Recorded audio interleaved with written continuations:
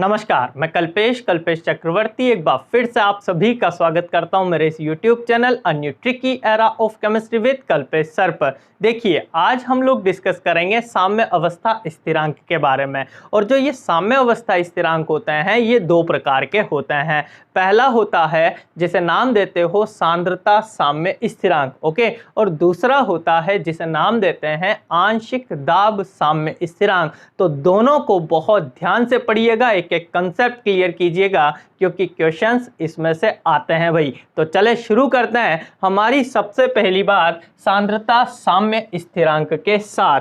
तो देखें भाई, पहला पॉइंट आपका है सांद्रता साम्य स्थिरांक। अब इसको Kc से रिप्रेजेंट किया जाता है। पहली चीज तो यह, इसके लिए मैं एक उत्क्रमणीय अभिक्रिया ले रहा हूं N1A प्लस N2B बराबर में M1C plus M2D। Is that clear? अग्र दिशा में जब अभिक्रिया चल रही थी तो उसका वेग RF लेते हैं और पश्च दिशा के लिए हम उसे RB लेते हैं। तो RF और RB अग्र और पश्च अभिक्रिया की दरें हैं। क्लियर? अब यहां हम लोग काम में लेंगे लॉ ऑफ मास एक्शन, द्रव्य अनुपाती क्रिया का नियम। और ये नियम क्या कहता है कि अभिक्रिया का वेग अभिक्रिया में भाग लेने वाले क्रिया कारक पदार्थों के सक्रिय द्रव्यमानों के गुणनफल के समानुपाती होता है। तो देखिएगा, RF जो होगा वो डायरेक्टली प्रोपोर्शनल होगा, बोलो, इसके संगत क्रिया कारक पदार्थों के सक्रिय द्रव्यमानों के गुणनफल के। समझ में आई मेरी बात? फिर दूसरी बात, RF की ही वैल्यू लिख रहा हूं लेकिन मैं प्रोपोर्शनल का साइन हटा रहा हूं तो एक कांस्टेंट में यहां यूज लूंगा, वो ले लेता हूं KF। नाउ A की पावर N1 और B की पावर लगेगी भाई N2। इसे मैं नंबर देता हूं equation number first. Now RB की वैल्यू की बात करें तो RB के रेस्पेक्ट में रिएक्टेंट COD है। तो RB जो होगा वो C की पावर M1 और D की पावर M2 के डायरेक्टली प्रोपोर्शनल होगा। अगेन वही बात, जैसे ही मैं समानुपाती हटाऊंगा, बोलो बराबर लगाऊंगा और बराबर में लिख देता हूं मैं KB। क्लियर भाई? तो C की पावर M1 और D की पावर हो गया आपके पास M2। नाउ इसको मैं नंबर दे देता हूं 2। क्लियर? अब आगे की बात सुनिएगा, ये तो द्रव्य अनुपाती क्रिया नियम लगाया आपने। अब काम की बात यह है कि देखो, उत्क्रमणीय अभिक्रिया चल रही है तो 110% साम्य की अवस्था डेवलप होगी। और जब साम्य अवस्था आती है तो साम्य अवस्था पर बताइएगा होता क्या है? साम्य कब डेवलप होता है? जबकि अग्र और पश्च अभिक्रियाओं की दरें समान हो जाती है। तो बताइएगा, साम्य की अवस्था में RF किसके बराबर होगा? RB के बराबर होगा। क्या ये बात समझ में आती है आपको? अब देखो, RF की वैल्यू आपके पास इक्वेशन फर्स्ट में है, RB की वैल्यू इक्वेशन सेकंड में है। तो मैं क्या कर रहा हूं, इक्वेशन 1 और 2 से कहानी को आगे बढ़ाते हैं। बोलो, RF की वैल्यू ये हमारे पास है, रख देते हैं। तो देखो भाई, KF साथ में A की पावर N1 B की पावर N2। क्लियर? ये तो RF की वैल्यू है। बराबर में देखेंगे, बोलो KB C की पावर M1 और साथ ही D की पावर M2। क्या इतनी बात समझ में आई आपको? 100% आ गई होगी। अब मैं क्या कर रहा हूं, यहां वज्र गुणा कर रहे हैं। बोलो क्या करें?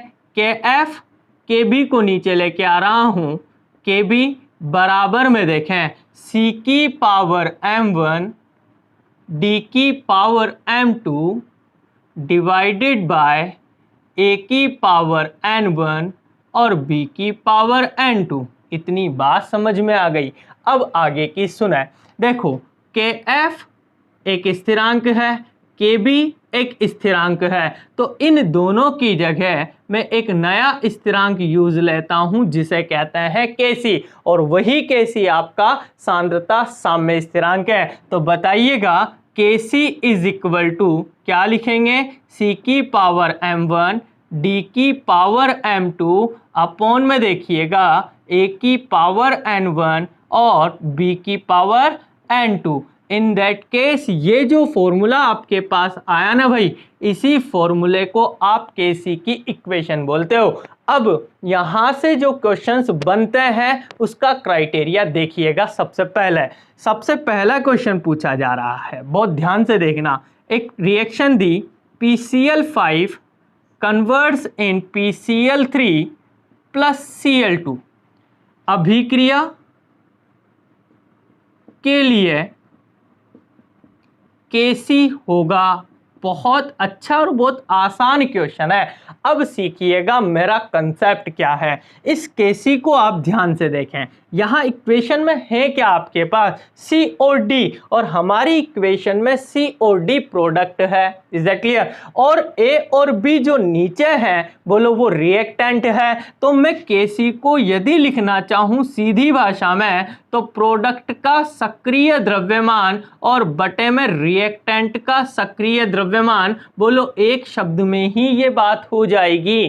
केसी क्या है? उत्पादों का सक्रिय द्रव्यमान बटे में क्रियाकारकों का सक्रिय द्रव्यमान, यही केसी है। अब इसी बात को ध्यान रखकर आप इस प्रकार के हर एक क्वेश्चन को सोल्व करेंगे। आप लोग नोटिस कीजिएगा, मुझसे यहाँ केसी की वैल्यू पूछी जा रही है और आप देखो केसी होता क्या है? उत्पादों का सक्रिय द्रव्यमान बटे क्रियाकारकों का सक्रिय द्रव्यमान। तो ध्यान दीजिए, उत्पाद आपके पास PCl3 और Cl2 है, क्रियाकारक आपके पास PCl5 है। तो केसी का फॉर्मूला बनेगा उत्पादों का सक्रिय द्रव्यमान, क्लियर, और बटे में आएगा भाई क्रियाकारकों का सक्रिय द्रव्यमान। बोलो ये केसी का फॉर्मूला आया कि नहीं आया?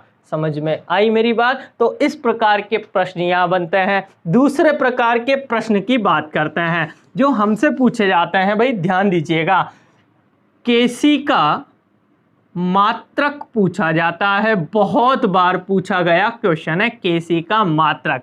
अब आप लोग नोटिस करें भाई, यहाँ केसी में आप लोग सांद्रता की ही बात करते हैं और सांद्रता का जो मात्रक होता है वो मोल प्रति लीटर होता है। और मैं यहाँ यूज में ले रहा हूँ डेल्टा एन। पावर लगाइए, बहुत अच्छे से समझना, क्वेश्चन आता है। मोल प्रति लीटर की पावर डेल्टा एन। अब ये डेल्टा एन क्या है? तो आप लोग इसे समझें, उत्पादों के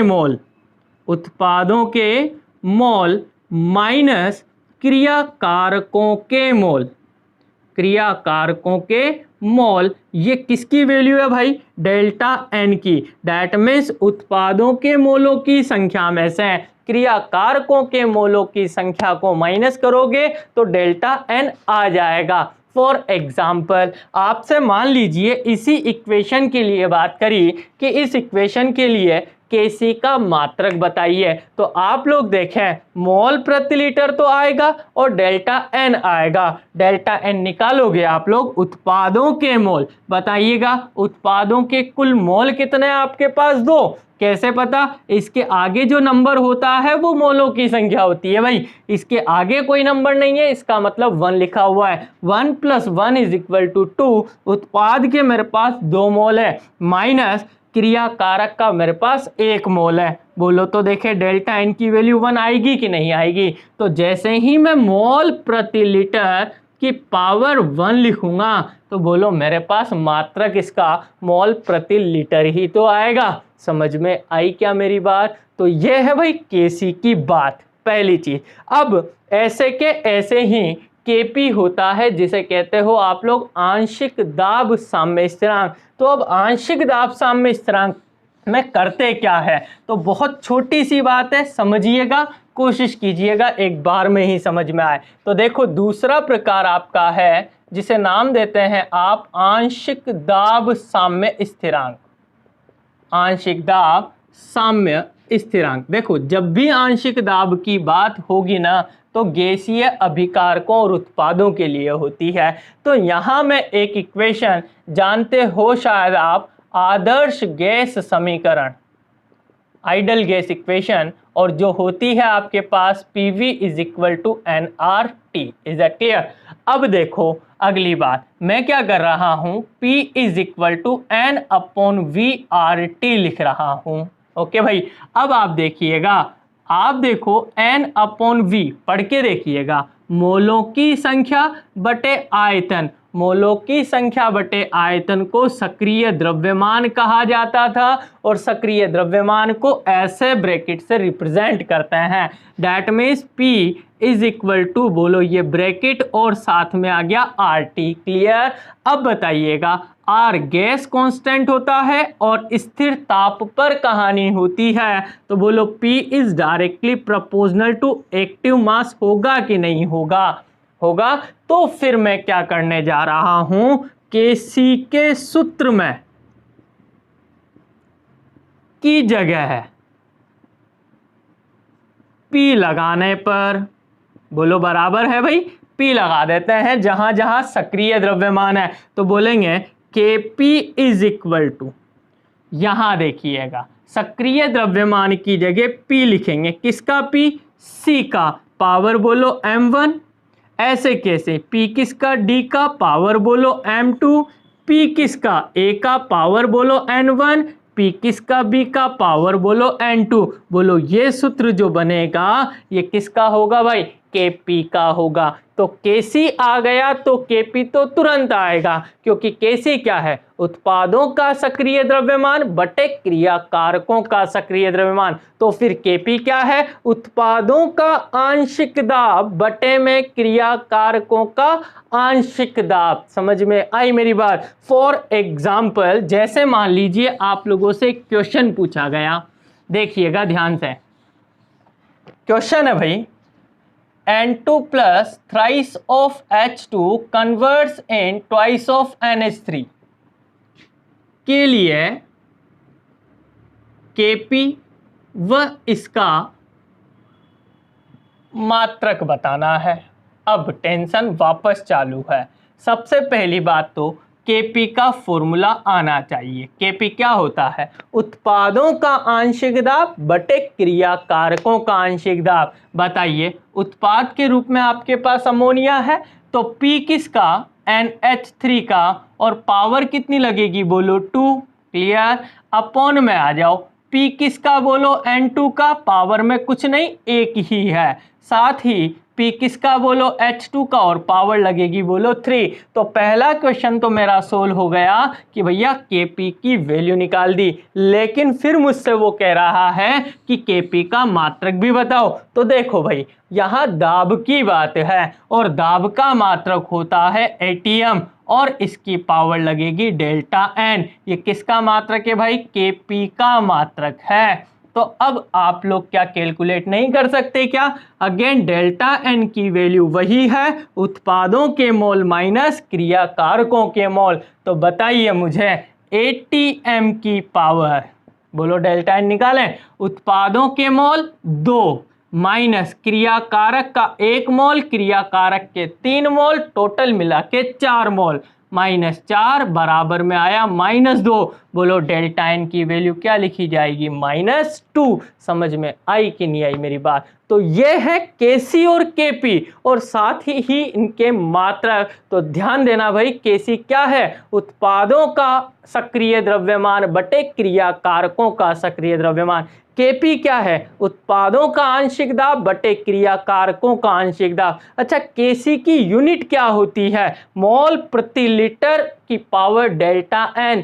Kp की इकाई क्या होती है? ATM का पावर डेल्टा N। उम्मीद करता हूं डेरिवेशन समझ में आ गए होंगे। आए हो तो लाइक का बटन दबाइएगा और जो भी लोग नए हैं वो चैनल को कीजिएगा सब्सक्राइब, ताकि ऐसी ही और वीडियोस आप लोगों को मिलती रहे। बाकी आज के लिए बहुत बहुत धन्यवाद आप सभी का।